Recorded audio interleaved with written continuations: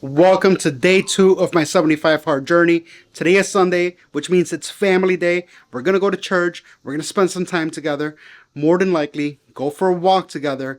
But when I get into the gym to do my functional strength training day, because it's Sunday and this is supposed to be the chill day, I'm going to walk you guys through my diet for the next 75 days. So you don't want to miss it.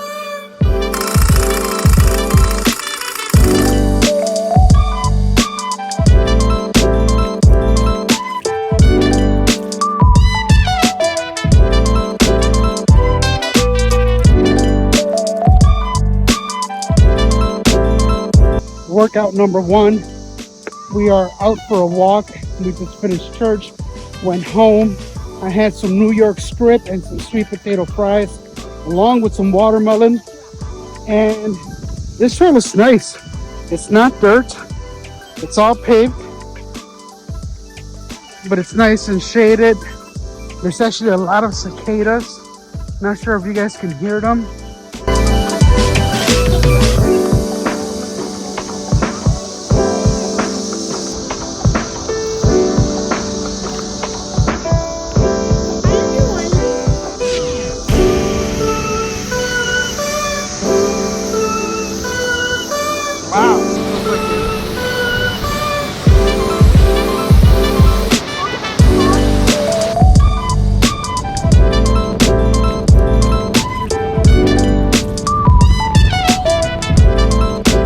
So today is Sunday, and today's workout is probably my least favorite out of everything that I'm doing on this program. But it's probably one of the most necessary workouts because today is what I call, like functional training. And everyone's got like a different, that word carries very different meanings depending on who you ask. But for me personally, when I think about functional training, I think about my body and the way that it functions. And not just that, but the stuff that it's been through, right? Because my body has been through car accidents. I've been in a car accident. I've been hit by a car. I've been, I broke a bone skating when I was a kid. I was shot when I was in my 20s 5 times. And I was in a mountain bike accident. I had a deadlifting injury. So like over time, as a 40-year-old, I've accumulated all these scars and bruises. And when I think about functional training, I think about pushing my body so that it's functioning properly. If you watched yesterday's video, then you probably heard me say that I felt broken during the deadlifts because my feet are like aligned one way. It's like hard for me to align them straight. My hips felt like they were aligned another way, like in a different direction than my feet. And my shoulders were in a different direction too. And that just happens over time from, sitting down, from being inactive. It's sometimes even like, let's say you work swinging a sledgehammer and every day you're swinging the same arm. There's imbalances that we create. So today's workout, long story short, is meant to offset some of those imbalances and help me keep my body moving properly as I begin this journey and as I continue on the journey of becoming an ultra runner. So today's workout was, I kicked it off with a 5-minute assault bike session. And there's a reason why they call this bike the assault bike. You feel like you got jumped when you get off of it. Then it was followed by 5 sets. I actually did supersets. 5 sets of 10 glute bridges and 10 dog flies, which was 5 reps on each side. So the glute bridges, they're good for your glutes, they're good for your back, they're good for your hip. Because if your hip has been off, and if you walk a certain way, that hip's like, my hip personally is like a little bit on a slant. And I know this because I've done physical therapy in the past. To be honest with you guys, I don't have like a scientific explanation of what these exercises do. I just know that these 2 exercises were the ones that helped me the most when I was doing physical therapy. And they got me healthy again, where I can squat down, bend over, pick stuff up from a really bad deadlifting or injury where I couldn't even tie my shoes. After that, I did some light kettlebell work, starting off with Turkish get-ups. Turkish get-ups is pretty much like a full body exercise.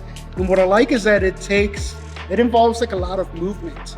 It takes your whole body to pick up a kettlebell and stand up following every single step of the movement until you're on your feet with your hand overhead and then back down. So that move it's like a compound movement on steroids pretty much, because you're using a lot of hinges in the body, and it helps you just feel taller by the time you're done, because you've used muscles that we don't typically use on a daily basis when you're 140 pounds overweight, eating pizza and pounding beers on the sofa. I just want to say this, those Turkish get-ups had my heart rate up to 150 beats per minute. So, I mean, 1 rep on each side, 5 total sets was enough to just, have me questioning whether I wanted to finish set 3, 4, and 5. Then I did supersets with a kettlebell of these movements that I don't really know what they're called, but for my sake, I call them like a pass around, where I stand up and I carry the kettlebell like a suitcase. I switch hands, pass it around the back. I did 5 reps going each direction, and then I did 5 around the world in each direction. So that was 2 different movements, 1 long set. I did 5 of those supersets, and man, I feel fantastic. It took me a little bit more than 45 minutes because I had to set up my camera, but I got the exercise done. So now I wanted to take a minute to talk about my food, right? What am I doing during 75 Hard when it comes to nutrition? I know that 75 Hard is a mental toughness program. To be honest with you guys, I know I'm going to get the benefits of the mental toughness aspect of things. However, I'm doing 75 Hard because I want to jumpstart my weight loss. I want to stop drinking. I want to go back to reading and just getting my body moving. So when it comes to food, this is what I'm going to be doing. I'm going to be tracking calories every single day. Everything I eat, I'm going to track. I'm using MyFitnessPal, the free account, and my calorie goal for the day is 2,240. I set my activity level to lightly active, and within the next week or 2, I'll know if that's a mistake or not, because I personally feel like I'm inactive.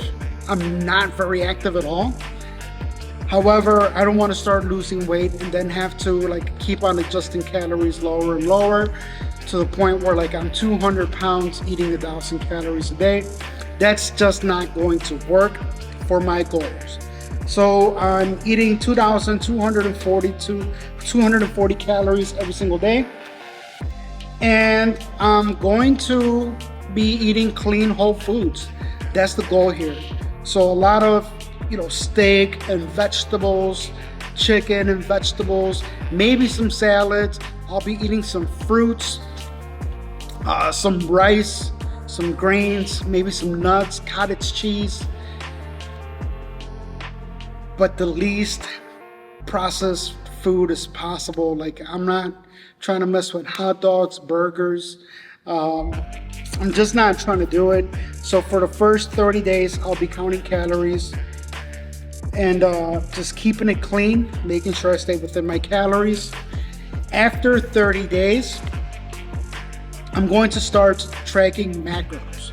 And the reason why I'm waiting 30 days to start tracking macros is because, quite frankly, it just seems overwhelming to start doing it right now, since I don't have much knowledge regarding macronutrients, right? Like, yes, I can go on ifitfitsyourmacros.com and figure out, what a good macro suggestion is for me.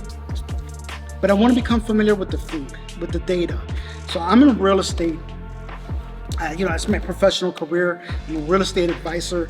And one of the reasons that I feel like I've had the upper hand on the local market is because I like studying data.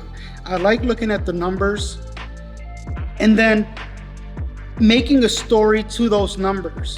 So the way that this relates to tracking calories is this, that once I finish tracking calories for the day, I can go back to the nutrition tab under MyFitnessPal, and I can start to see what foods had so much protein, which foods had so many carbs, what the fats are, and then I can compare days.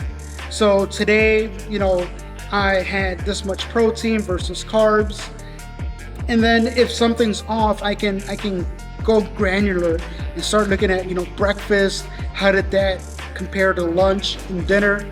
And over the period of 30 days, by analyzing the data, I'll be able to count calories and track macros a little bit easier than if I just jumped in to do it today, because I feel like I would just set myself up to fail. So yeah, that's the deal. 2,240 calories a day. Not more, not less. Clean, whole foods. And I should add that I'm also fasting while doing this program. And I am supplementing with protein powder and creatine, because I know protein powder is not a whole food per se. So yeah, man, I'm really excited to just crush this program.